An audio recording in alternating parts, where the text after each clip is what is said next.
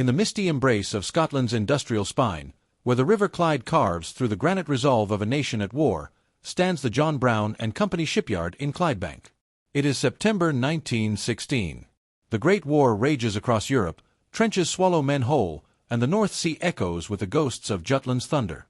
Here, amid the clamor of hammers and the hiss of rivets, workers and machines unite to forge a Leviathan, a vessel of steel and fire, embodying Britain's unyielding spirit, imperial pride, and the desperate ingenuity born of battle's harsh lessons. This is the tale of HMS Hood, the battlecruiser that would become a legend of invincibility, a symbol of naval might that sailed into myth. Declassified archives now unveil the toil, the ingenuity, the unspoken fears that shaped the mighty Hood, Britain's invincible battlecruiser legend. The John Brown Shipyard, a sprawling fortress of 80 acres along the Clyde's banks, throbbed with the urgency of total war. Founded in 1871, it had birthed dreadnoughts and liners, but the Admiral-class battlecruisers demanded unprecedented scale. Conceived in 1915 as a response to Germany's naval expansion, the design evolved after the Battle of Jutland in May 1916 exposed vulnerabilities in earlier battlecruisers, thin armor shattered by plunging shells, magazines erupting in cataclysmic fire. The Admiralty halted construction, mandating redesigns, thicker decks, reinforced magazines, sloped belts to deflect hits. HMS Hood, lead ship of her class, her sisters Anson, Howe, and Rodney cancelled post-war, emerged as a hybrid of speed and strength, a battlecruiser with battleship aspirations. Enter HMS Hood, pennant number 51, named for the illustrious Hood family of admirals. Her blueprint was an epic of engineering elegance, 860 feet 7 inches long overall, a beam of 104 feet 2 inches, drafting 32 feet at deep load. Displacing 46,680 long tons fully laden, she was driven by 4 sets of Brown-Curtis single-reduction geared steam turbines, fed by 24 Yarrow small-tube oil-fired boilers, delivering 144,000 shaft horsepower to 4 manganese-bronze propellers. Top speed, 31 knots, with trials pushing 32, swift enough to outpace foes, escort carriers, or hunt commerce raiders across empires.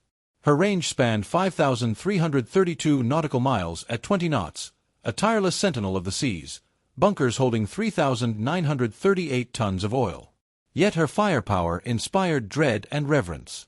8 BL 15-inch Mark I guns in 4 twin Mark II turrets, 2 superfiring forward as A and B, 2 aft as X and Y, could lob 1,938-pound armor-piercing shells 30,180 yards, shattering hulls with precision guided by dryer-fire control tables and 30-foot rangefinders. Secondary armament included 12 BL 5.5-inch Mark I guns in single mounts, versatile against destroyers or aircraft. Anti-aircraft defenses evolved, 4 QF 4-inch Mark V guns, later augmented, 6 21-inch torpedo tubes submerged amidships.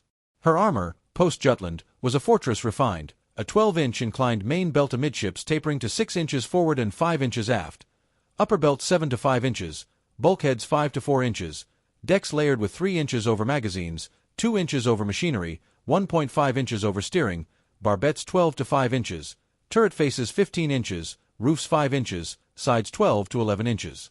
Conning tower shielded by 11 inches forward, 9 inches aft. Underwater, anti-torpedo bulges, triple-layered voids with oil and water, absorbed shocks, while double bottoms guarded against mines.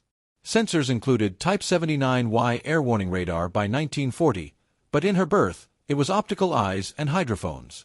Atop her, a catapult for ferry flycatcher seaplanes extended her vision. This was no ordinary warship.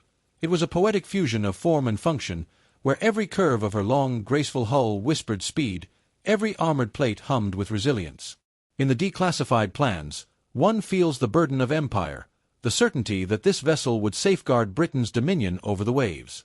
Construction commenced not with ceremony, but with stoic determination. On September 1, 1916, in yard number 460 at John Brown, the keel was laid amid wartime austerity. Sir Thomas Bell, managing director, oversaw the ritual, the first plate bolted as a pledge to victory. Guiding this endeavor was Angus MacLeod, a Clydebank native risen from apprentice riveter to foreman, his hands scarred by decades of steel, his eyes sharp with the wisdom of shipbuilder's lore. MacLeod's narrative threads humanity into Hood's iron frame. Born in 1885 to a Highland crofter family displaced by clearances, he migrated to Clydebank in 1900, drawn by the Shipyard's promise. The pre-war boom honed his skills. By 1916, as quarterman, he directed crews with a rolled blueprint and unshakable resolve. Building her was like taming a beast, he later recounted in yard logs, his brogue thick with Scottish grit. The Shipyard was a colossus of industry. Vast slipways flanked by fabrication sheds, where hull sections, bow, stern, frames, were pre-assembled.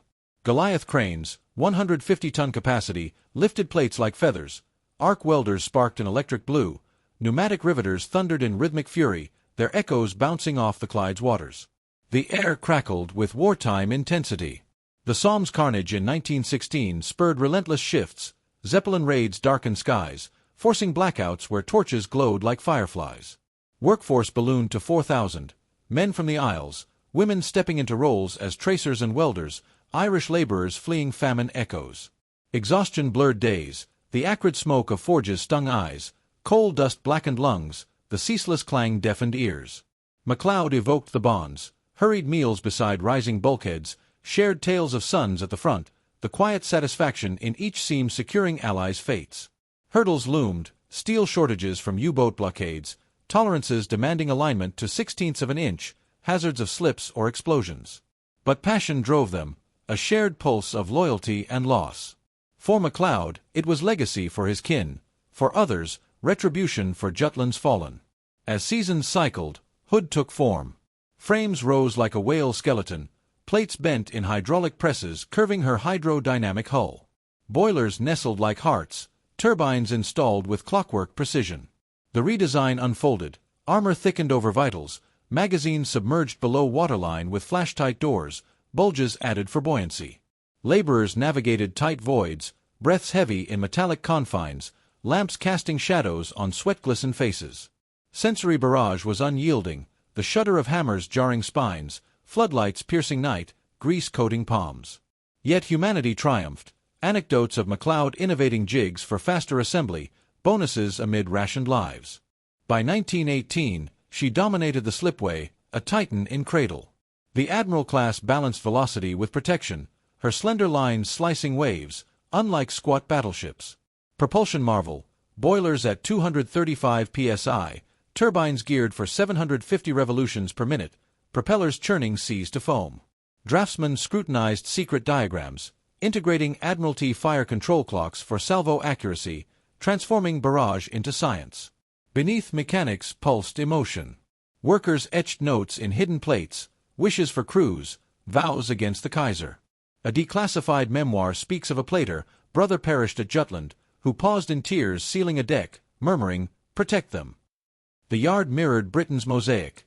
Highlanders, Lowlanders, women shattering norms as crane operators, immigrants forging in unity. Toll was evident, fatal falls, pneumonia from damp, fatigue spawning mishaps, but zeal endured, bolstered by war news. At last, after 2 years, launch neared. August 22, 1918, a drizzly summer morn, 10,000 onlookers huddled, breaths misting in chill.